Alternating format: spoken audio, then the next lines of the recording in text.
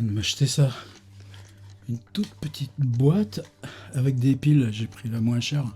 Faudrait brancher une batterie, mais je vais pour les sous. On peut régler un peu ou beaucoup. Et je peux me le prendre dans la figure. Qu'est-ce que ça change? Et puis surtout, il y a un autre petit bouton où je peux corriger mes trucs de chantier ou le mettre en très froid, si j'ai envie de dire des choses méchantes, ou un peu plus chaud si je veux mettre des choses gentilles. Mais alors vu que j'apprends la colorimétrie puis que des fois je sors de la colorimétrie rouge comme une écrevisse ou jaune comme une jaunisse, ça je peux le brancher aussi directement sur l'appareil et l'emmener dans les chambres d'hôtel. Alors la chronique à l'arrache, vous savez ce que c'est? Envie de faire des vidéos plus souvent, pas envie d'attendre ces gros paquets de services de presse après que je découvre et puis on n'en parle plus, envie de rentrer profond, plus profond dans les bouquins, donc une série, j'ai appelé ça Plongée livre, titre générique, c'est parti. Ça c'est des projets qui viennent de chez Brico Dépôt à Tournord, on les trouve à 20 balles. En gros, les mêmes trucs que les boîtes de photos vous vendent 4 fois plus cher. Alors hier, j'ai reçu ça du Québec. Super enveloppe, les mêmes que Monstrographe, mais en blanc. Bah ouais, quoi, c'est un bouquin, c'est juste un bouquin. Mais c'est moi qui l'ai demandé.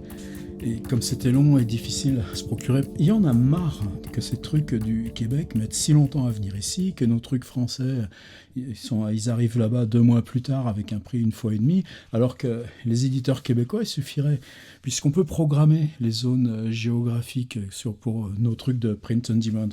Vous gardez la distribution pour le Québec en direct avec les libraires et tout ça, je sais bien comment c'est Montréal, c'est un réseau d'excellence, mais pour l'Europe, faites-les-nous les mêmes, déposez vos PDF en POD. Économiquement, ça ne change rien pour vous, mais ça change tout pour nous. Les éditions de ta mère. Il s'agit de Maud Jarry. Et j'ai envie de vous parler indiscrètement de Maud Jarry et pourquoi je ne voulais pas attendre d'être à Montréal fin mai pour trouver son livre. Certaines filles instables, au volant des voitures, pas de brakes. Quand elle manque une courbe, elle s'échoue avec grâce. Dans des fossés pas creux, elle se relève toute droite, exhibe leurs belles graffignes, pas trop profondes, bains symétriques sur leur peau, pas de mycose, qui cicatrisent bien, elles se maquillent même pas, les échymoses en regardant des tutoriels YouTube de femmes battues, leurs bleus apparaissent tout le temps dans des peaux dégradées de mauve qui disparaissent sans jamais virer jaune ou vert. Elles ont au front des poques esthétiques, aux mains des scratchs qui se repoussent vite, ça leur donne un air sauvage mais sensible, ça pique. Et quand elles sont tannées à grands coups de dents, elles s'arrachent les poings. Une guérison toujours complète, mais aucun risque d'infection. Je conduis, moi aussi, un char non réglementaire, les mains moites serrées sur le volant. Je compense en faisant des clins d'œil à tous les angles morts que j'arrive à spotter quand je rate la curve. Je n'y vais pas de main morte, démembre tous les garde-fous, je me retourne jamais, traverse le clos à grandeur. J'empaille sur le bumper toute la faune qui passe par là, ma course s'arrête juste quand mon front, mes paumes finissent par trouver le fond du ravin le plus proche, les pupilles qui s'agitent sous mes paupières closes. Des hommes en ciots de fluo explorent le bas-fond de mes crevasses, sortent les pinces de désincarcération, tordent la portière comme on recourbe des cils, m'extirpent de la tôle froissée à la lumière intermittente des gyrophares d'ambulance. Une tralée de professionnels gagnent leur vie à tenter de torcher mes niaiseries. À chaque dérape, tu me regardais avec tes beaux grands yeux d'optimiste, disais qu'au moins j'avais pas capoté, c'était juste mon cœur qui avait fait 8 tonneaux. Tu racontais que rien ne serait jamais trop pété, impossible à recoller, avec des outils assemblés pour faire la guerre. Moi, quand tes lèvres bougeaient, j'aurais cru n'importe quoi. Le livre s'appelle « Si j'étais un motel, j'afficherais jamais complet ». Et ce qui est bizarre, c'est que le jour est arrivé en librairie à Montréal, le jour même où Trump déclarait « On est complet pour les immigrants ». 18. Les gens tristes, c'est pas du monde productif. Si tu les mets tous dans le même bureau, ta compagnie fait clairement faillite. Ils vont avoir vidé toutes les brocheuses, à agrafer leurs émotions sur les murs, répéteront la bouche sèche que leur mal-être n'aime pas l'odeur du café sans Baileys. Des fois, je me demande ce que t'as bien pu faire de toutes ces photos de moi nu, celles que je t'emailais en voyage, que je glissais dans ta boîte à lunch, celles que tu prenais quand mon corps moite gisait en veilleuse dans mon sommeil. Tu pouvais mettre le flash. J'espère que le dimanche matin, tu te masturbes en les regardant. Je le découvre, le livre. Simplement, figurez-vous que de Maud Jarry, je ne m'attendais pas à de la guimauve. Alors, l'envie d'indiscrétion, elle vient de là. C'est-à-dire, quand on fait comme moi depuis longtemps des ateliers d'écriture, il y a un point d'honneur à ne jamais évoquer, garder secrète la liste. Il n'y a pas de liste, d'ailleurs. Ces gens qui publient des livres dans des maisons commerciales, et puis ces gens-là, on les a connus de passage, étoile filante dans nos stages, au fond d'un cours. Un jour, c'est Olivier Rosenthal qui mettait ça dans un truc d'introduction au master création littéraire Paris 8, une vingtaine de livres publiés de gens qui sont passés par le master. Bon, moi, je considère que c'est comme les curés, les docteurs et tout ça, secret professionnel. Après, par contre, il y a des choses que vous avez en vous, et puis il faut les sortir. Alors, les choses qu'il y a en nous, c'est quoi ? Est-ce que c'est justement la fierté de voir que quelqu'un qu'on a eu, ça y est, ça se déclenche ? On pousse à la roue, on va tirer les sonnettes, on tire sur les cordes, tout ça. On est derrière eux, avec eux. On sait bien que ça prend du temps, que c'est vachement plus difficile pour eux maintenant que c'était pour nous à ce moment-là. Il y a une autre catégorie beaucoup plus troublante. C'est celle ou ceux où ça pourrait être un livre. Et quel livre ? Là, il y a de la littérature. Il y a quelque chose qui est cette explosion de la littérature. Ce qu'on connaît chez Artaud, chez Rimbaud et tout ça. Et puis après, il faudrait le travail, il faudrait le côté bête, long, ardu du travail de littérature, de lecture. Et puis, ces livres-là, ben non, ceux-là, ils s'en vont dans la vie. Il y a eu une rencontre avec l'écriture, et puis ils emmènent cette rencontre ailleurs. C'est grand respect. Mais alors, soi-même, on en est un petit peu le dépositaire. Je crois que dans mes bouquins, Prison, c'était toute une vie. Il y a un petit peu de cet arrachement-là, et ce qu'on emporte. Et puis, il y a une troisième sorte de ces choses fluentes, malléables, obscures, qui troublent au fond, c'est ceux ou celles qui, pendant le temps où on était dans le travail ensemble, la question n'était pas celle du livre. Et puis, eh bien, voilà que plusieurs années après, ça se révèle comme pas comme un éblouissement, mais comme une certitude. C'est une manière de dire aussi que dans ce cas-là, il n'y a aucune dette. Maud Jarry, c'est pas elle qui a une dette à moi, c'est moi qui ai une dette envers elle. Dans le métro, je pratique ma face de bitch qui sent corlice de fille qui s'étouffe sur le bonheur de son bonheur. Je la range comme un masque dans ma sacoche de soirée, celle pleine de paillettes grandes comme ma gueule d'où tout tombe. Mais jamais rien rentre pour que mes expressions faciales soient on point. Si jamais ta blonde est là, prête à m'étamper ce rictus d'en face, gracieuse et lasse comme une Beyoncé kamikaze. Une Taylor Swift sorcière. Tiens, on va appeler ça Beyoncé Kamikaze, la vidéo. C'est un atelier d'écriture, janvier-février 2010. C'était à l'UDEM de Montréal. Gros bâtiment, carré, bunker, 7e étage, mais avec vue sur cette ville, toute sous la neige.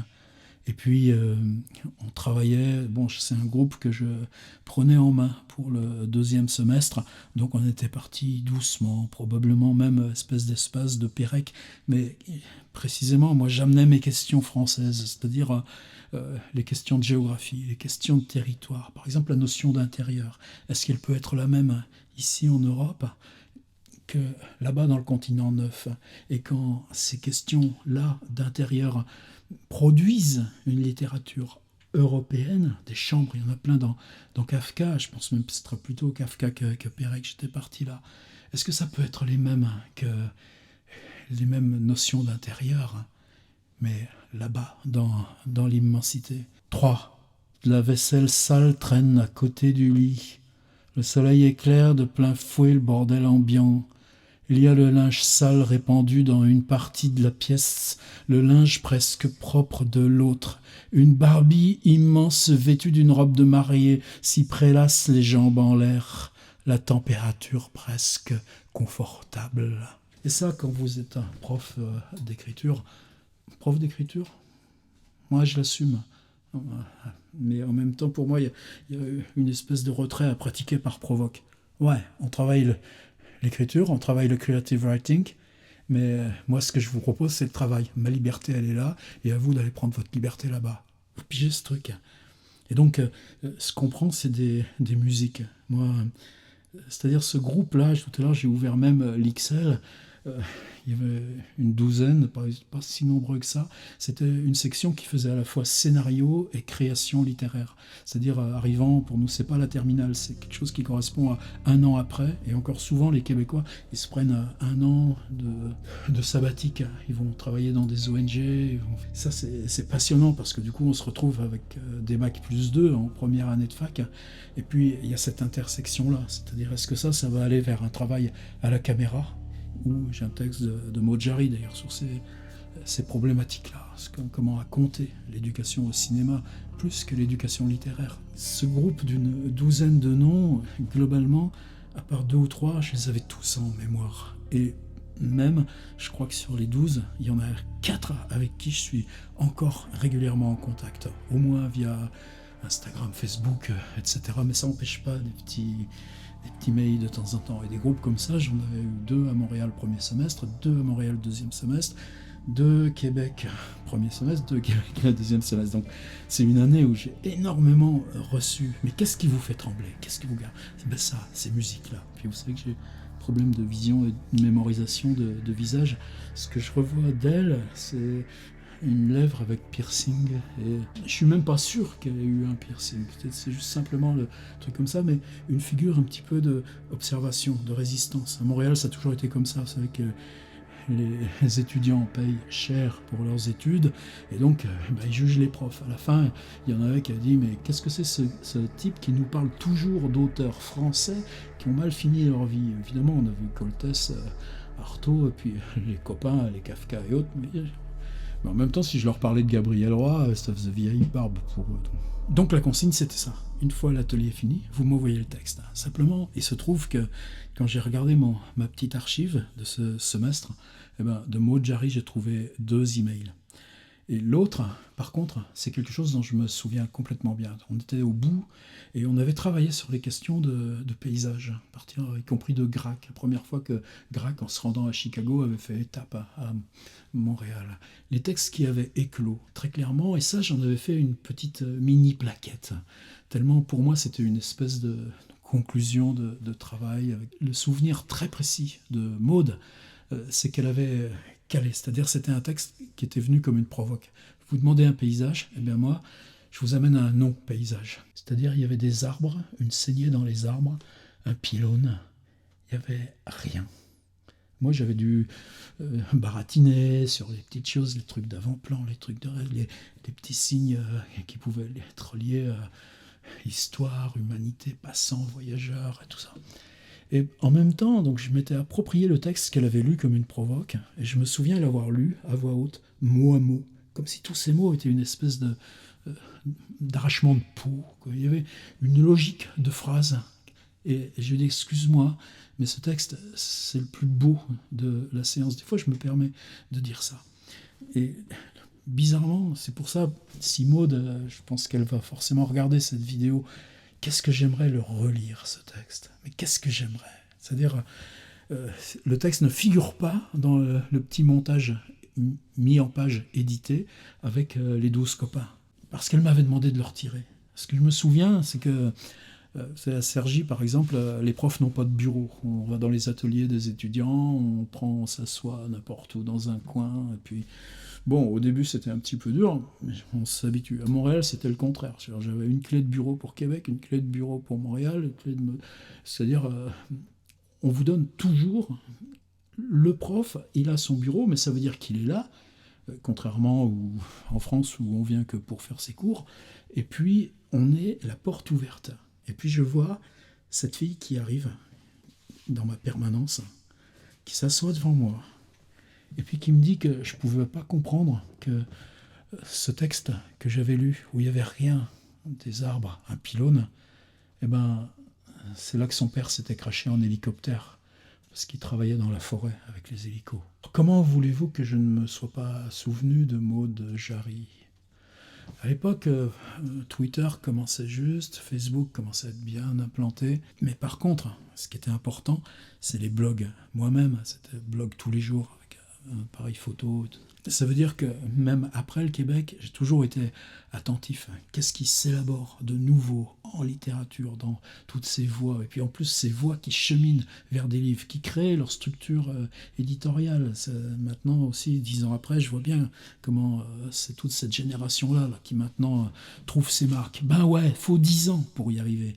Et donc on était 2012-2013, on était en tout cas 3 ans, on s'était pas réécrit, etc. Moi, il y avait juste ça. Maud Jarry. Le blog s'appelait Mademoiselle Croque-Mort. Et je découvre que cette étudiante que j'avais connue en création littéraire scénario avait totalement bifurqué et s'était mise à faire une formation de thanatologie. Et ce qui était passionnant dans ce blog, c'est que précisément, le blog a duré 2 ans, 2013-2015. Elle l'a effacé. Simplement, si on va dans la Wayback Machine, vous savez, cette grande archive d'Internet, Mademoiselle Croque-Mort, il y est. Et voilà des exemples. C'est-à-dire, je sais que quand ce blog existait, j'avais recopié la masse des articles et j'ai toujours un document avec l'ensemble des textes de cette étudiante. Ouverte cinéma, ouverte littérature, qui, dans le dernier document pour valider les crédits, m'avait fait une histoire de sa passion pour l'écriture quand elle était petite, ou bien au collège ou au cégep, et puis par exemple le rôle qu'avait eu une rencontre avec une femme écrivain, et pourtant quand elle était allée la voir, elle n'avait même pas osé l'approcher ni faire signer le livre. C'est juste cette espèce de tremblement. Et puis qu'est-ce que vous portez en vous-même du coup de dire devenir l'écrivain. Et puis pile, ensuite il y a ça. Et ça voulait dire avoir cassé avec les études de création littéraire. Elle a cassé pendant 3 ans, et si j'ai bien compris, elle est revenue, elle a fini par le valider, son truc bachelier, création littéraire. Alors, est-ce que Maud Jarry, son avenir est dans cette poésie verticale ? Moi, à Cergy, j'arrête pas de me battre sur cette tentation d'écrire ce texte comme partition de théâtre par rapport à ce qui se joue dans la prose. Et quand je vois ce qui me reste d'elle en prose... Alors, c'est ça aussi, quand j'ai relu hier soir ce document de Maud pour valider le crédit, la présence et l'importance de l'Internet. C'est-à-dire que y a une phrase, j'ai fait un blog puisque toutes on avait un blog. C'est-à-dire que le blog a toujours été interface de publication, d'expression, qui avait remplacé le carnet, le journal. Mais alors ce blog qui était un Tumblr, indiscrètement j'ai essayé, mais là par contre il n'a pas été archivé. Et dans son document pour les crédits, elle en fait des citations. C'est-à-dire qu'il y a une histoire de l'écriture qui remonte à l'enfance et qui se constitue dans l'adolescence. Je pense que ça, évidemment, ça doit en participer. Mais donc, il y a forcément du matos derrière. Qu'est-ce qu'un premier livre, sinon une ouverture, sinon l'accès à tout ce qu'on va écrire derrière. Et quand j'ai relu ce matin Mademoiselle Croque-Mort, donc c'est la première fois que je voyais quelqu'un qui écrit sur ce rapport physique à la mort, et elle écrit aussi beaucoup. En plus, elle se fait alpaguer par une prof sur le devoir de réserve, c'est-à-dire que non, on n'a pas le droit de raconter ce qu'on fait sur la paillasse avec un corps qu'on traite avec ces injections de produits. Donc elle décide de travailler sur l'entour. Je décris les produits, je décris ce que c'est mes gestes quand j'injecte produit. Qu'est-ce que ça fait ? Je décris les cours qu'on a sur les processus physiologiques de la mort. ce qui sort par la bouche, par le nez, par le trou du cul. Et qu'est-ce qu'on ouvre? Qu'est-ce qu'on travaille sur injecter dans la cervelle ou pas, etc., etc. Sur le contact, compris par la... Et ça, elle en prend le droit. Elle prend le droit d'écrire. C'est-à-dire qu'on a une espèce d'écosystème de texte qui vient autour du corps même de la mort, parce que là, on n'en parle pas. Par exemple, de quoi elle va parler? Des rituels de mort organisés avec les patients et les proches. Elle va parler des gens qu'elle rencontre, y compris dans les soirées, dans les voyages. Qu'est-ce que tu fais dans la vie, toi? Ah, bon. Et puis la réaction. Ah, t'as pas la tête à ça.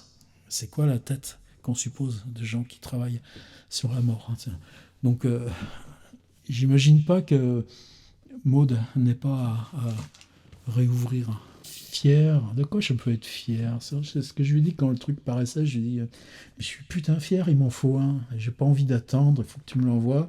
Et fin mai, alors on a calculé, le livre coûte 15. Je lui dis, moi je veux absolument te le payer. Il y a une espèce de liberté d'échange où j'imaginais pas qu'elle m'en fasse cadeau. Il y a rien qui se doit. Et ça coûtait 10 € de port, donc je lui dois 25 $ canadiens. Vous êtes témoins, les gars. Hein. Et puis elle m'a fait crédit jusqu'à fin mai. Elle est sympa, l'auteur. Qu'est-ce que c'est la fierté? Je pense que la fierté, elle n'est pas associée ni à Maud Jarry, ni même au fait qu'on ait pu, il y a 10 ans de ça, travailler ensemble. Y compris que pour elle, ça s'est traduit par la décision ensuite de casser avec ce cycle création littéraire et de changer totalement de formation. C'est une confiance qui, peut-être c'est pour ça que je me permets l'indiscrétion. La confiance plus lourde, c'est de dire, paf, à un moment donné, l'écriture, elle va traverser tous les obstacles. Parce que ce tout petit texte de 10 lignes, dont je me souviens comme une fulguration, parce que dans le représenter rien, forêt, espace libre, pylône, rien d'autre. Mais qu'est-ce qui fait que ce moment-là, je m'en suis constamment souvenu? Et que ce texte, je le reconnaîtrais entre 10 000, alors même que, quand j'ai cherché à le retrouver dans l'ordi, de temps en temps, j'ai la gorge qui tremble d'avoir hurlé pendant des heures les prénoms bilingues de nos bébés jamais conçus, sans être capable 2 secondes de m'arrêter, une chamane un peu soif, complètement déshydratée, notre progéniture d'aliens pas de peau. Je vais renier à voix haute devant toi, nos mères, nos pères, mes employeurs, alors que je pensais à nos fœtus gluants en faisant l'épicerie, en achetant du KY. Dans l'inconscience des miracles, une rupture de stock de cartilage, enfant spectre invoqué juste une fois. Après leur halo s'éteignent plus, peu importe où tu les mets, utérus magicien qui extirpe les placentas des chapeaux. Les soirs de pleine lune, je sacrifie des bébés animaux, constamment à la recherche de quelque chose qui est un peu de nos gènes, pour les empailler, les mettre au salon, et chaque soir les couvrir de baisers. Notre pouponnière est un cabinet de curiosité. Maud Jarry, M-A-U-D-E, J-A-2-R-Y, et pour les Français, suivez-la au moins sur Instagram. De toute façon, il faut qu'on les pète, les frontières. Puis moi, cette année à Montréal, qu'est-ce que j'en ai retiré? Eh bien ça, c'est que vous, là, les Québécois, y compris avec ce corps à corps direct de la langue anglaise qui vient travailler tout le temps là, dans la matière même de vous secouez la langue à un endroit de contact de la ville, du destin du monde, dont nous, ici, on a vitalement besoin. Et peut-être justement parce que c'est loin, peut-être justement parce qu'il y a peu d'habitants, même sur l'immensité. On a besoin de ce truc en direct. Et il faut qu'on invente les formes pour slam. Pourquoi vous êtes si peu sur YouTube en fait, hein? À l'arrache, il y a le suivant qui arrive vite.